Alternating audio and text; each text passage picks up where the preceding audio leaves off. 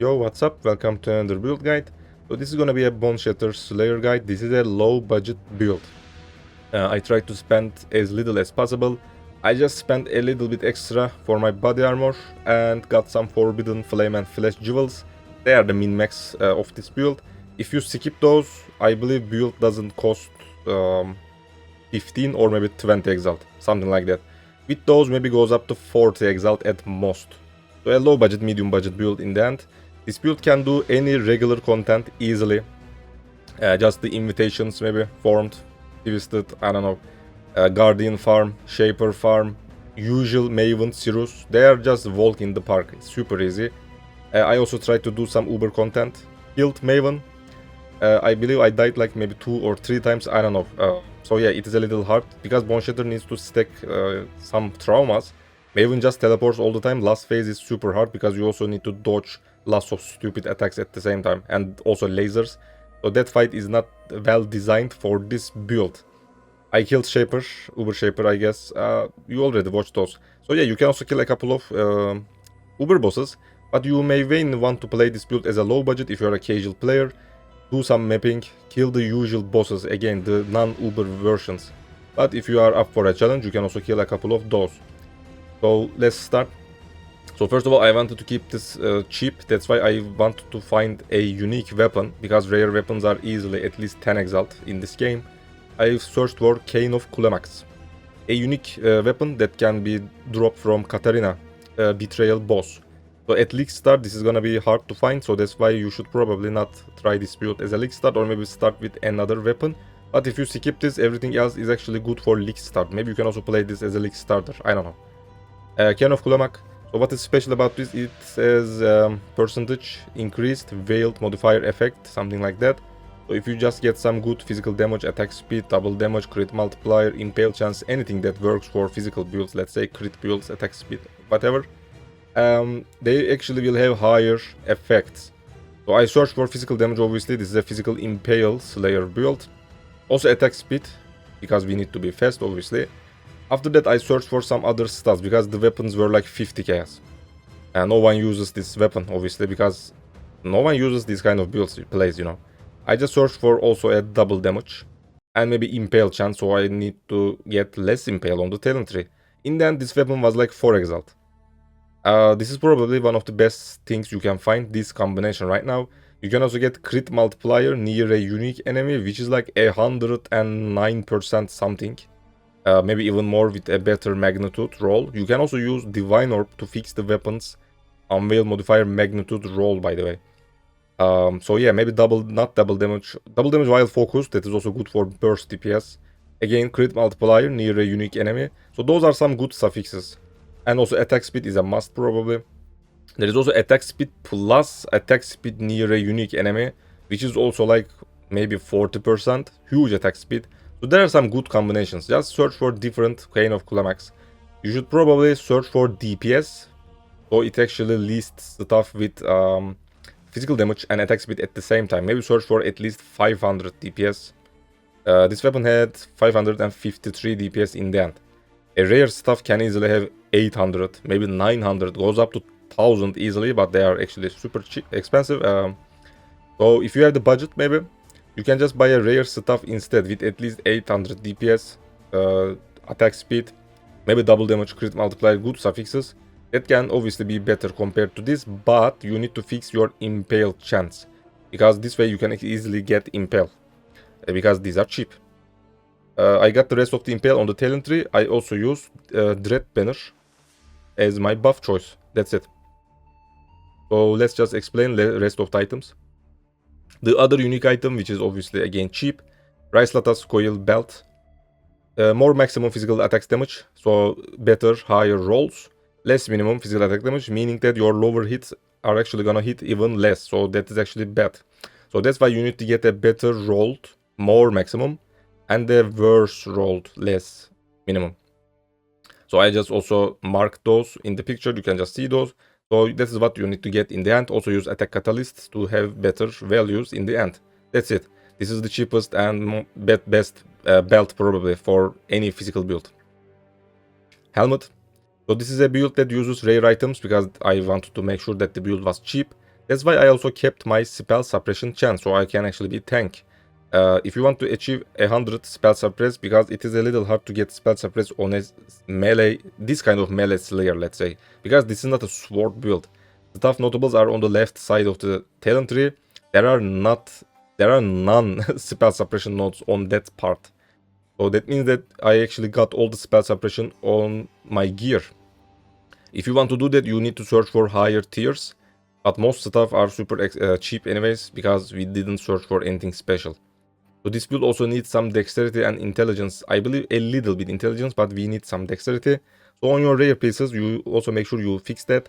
There are obviously also rings and amulet, the places that you can easily get any attributes. This build doesn't need any accuracy. This is an attack build, but this is a slayer, plus I am using precision aura and also got a little bit accuracy on talent tree. So you don't need to get any accuracy at all. So helmet, suppression, dex or resist, and life. That's it. If you have open prefix on your helmet or gloves, you can also put +1 melee gems, which won't do anything, but that is the same modifier with +2 melee strike range. Boneshatter is a strike melee skill, so that actually helps a lot for better mapping. Slayer already has good range, but this is obviously makes better. For the implicits, you are gonna use Searing Exarch and Eater of Worlds items, currencies, all the time. So make sure you buy a lot of those before starting to build this character. Mana reservation, so I can have easier access, easier mana pool, let's say. Alright, next. Vulnerability curse effect. I believe there is also something else on this part. Just check POE database. I just found this and I was like, okay, enough. This is a low budget build. I'm not gonna even bother it. Just check POE database, check the implicits. If you think anything is better, just import it in your path of building. If you have more DPS, go for that. Gloves. I just bought something with attack speed fracture. It was 50 chaos. I already kept my resistances. This was my final piece, by the way. I just bought an evasion base, fractured attack speed, gloves, again 50 chaos. Bought some chaos resist essence. The pictures are on the screen. Spammed it a couple of times, that's it. I just did it until I hit spell suppression. And maybe life, You can also fix that life later on or put life yourself from the bench. This didn't cost me 1 exalt. Attack speed is good, obviously. Suppression is what you need. If you need another resist, just search and buy it. I was just missing some chaos resist. That is what I did. I crafted these gloves. You can put chaos resist on other items and buy something else from the market as a glove option maybe. Later on, implicits again.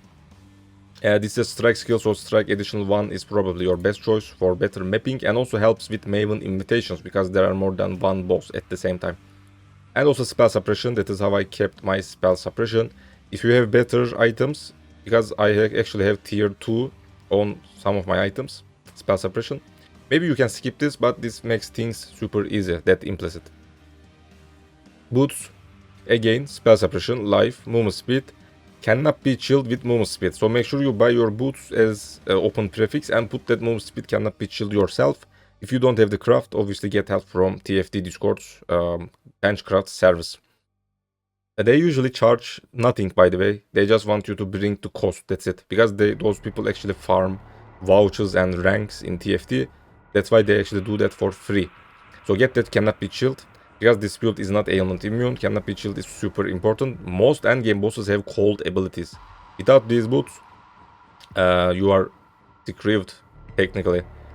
If I haven't killed a new boss, actually some of the clips are without a cannot be chilled boot. You can easily notice that I am getting chilled and maybe even die, I don't know. So this is super important, you need to be cannot be chilled. Again, implicits, action speed, resist, cannot be poisoned, cannot be, I don't know, bleed. If there is anything else, life recovery rate, anything that works. What else? Body armor. So this is my most expensive piece. I paid 10 exalt, I guess, for this. Because I wanted to keep my spell suppression, that is why I searched for a higher tier. This is also a melee build. Attack, save, crit, and apply additional curse at the same time is good for DPS. These exist on hunter bases. These are all over the place, by the way. If you skip suppression, these body armors are 2 exalt, maybe 3 exalt. But if you want to have maximum suppression for more tank, be tankier, you will probably want to spend a little bit extra. So this is what makes this build a little bit expensive if you think that I spent like 10 exalt for this. Otherwise, the items are like 1 exalt at most. What was I gonna explain? I believe that's it, yeah. The curses, yeah, I'm gonna mention those. So vulnerability curse on my ring, let's just show those. And I also have an assassin mark. That has actually a mark on it setup, so you don't even have to cast that manually, obviously. So rings, one ring with vulnerability if your body armor has curse. Because it is a physical build, vulnerability obviously helps with more DPS. If you still need maybe dex or intelligence, rings are perfect place to put that. Otherwise, life, lots of resistances, so we can actually craft other pieces easier, maybe buy them easier, because rings are the cheapest pieces probably. Also boots, they are also super cheap. If you still can put maybe non-channel skills minus cost, I put them to both of my rings. I'm not using replica conqueror efficiency. You can also use that if you skip one ring with open prefix maybe. So in the end, make sure you have lower mana cost. This build in the end doesn't even worry about mana. My Boneshatter had 4 mana cost. Some of the other skills were free actually. And I played with like 20 mana left. You can do that in the end. Make sure you fix that mana if you want to reserve more stuff. And final piece, Amulet. Physical build, crit multiplier, physical damage to attacks, life, if you still need resist or dex, whatever, and death. That's it. This was 50 chaos. You can also get open prefix and also put mana cost reduction on this one. But I actually put damage while leeching. For more DPS, because that is better to put on an amulet, because that doesn't exist on rings. So if you fix that mana issue on your rings, you can actually have better DPS on your amulet. For the anoint, I picked Serpent Stance. Actually, Panopticon is better, but I didn't want to do that. I just wanted to keep my block chance maybe, get more crit, stuff like that, pretty much. That's why I picked Serpent Stance. That's it. Let's just show a couple of things on the talent tree, and that's gonna be it. So Watcher's Eye. Double damage pride is cheap. That is why I get a double Watcher's Eye with also physical damage reduction as determination. This was 150 chaos. If you want to get better DPS, you need to get Impale lasts 2 additional hits while affected by pride. Those jewels alone are also cheap. I just wanted to be tankier. That is what I was concerned about. Yeah. So that's why. If you put determination plus 2 additional Impale, that is actually 10 exalt, I guess. Do we use anything else? We also have precision aura. Maybe you can get something with precision, but make sure at least you put pride something. But again, impale 2 hits is actually better. I just bought this to be tankier because it was cheaper as a double damage. Is there anything else? A large cluster with overlord, so you can actually get fortify because this is a stuff build. A melee hits with stuffs stays fortify for 6 seconds. That is what concerns us. Otherwise, you have to get Fortify plus Mastery, which costs you 4 points. If you want to skip this, this is something that you need to buy. Overlord and something else you can put. This was only a 2 modifier, Cluster Jewel. That is why this was like 2 Exalt.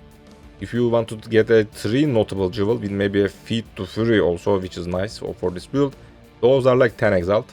This is a low budget build, that's why I didn't buy that.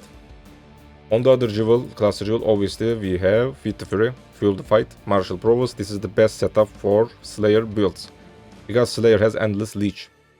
These are like 1 exalt, 1.5 exalt. That's it. I also invested into some Forbidden Flame and Flash jewels, because this build was super cheap. I just wanted to have some extra DPS. I picked Master of Metal. The set was around 10 exalt. Maybe it is cheaper or more expensive right now, I don't know.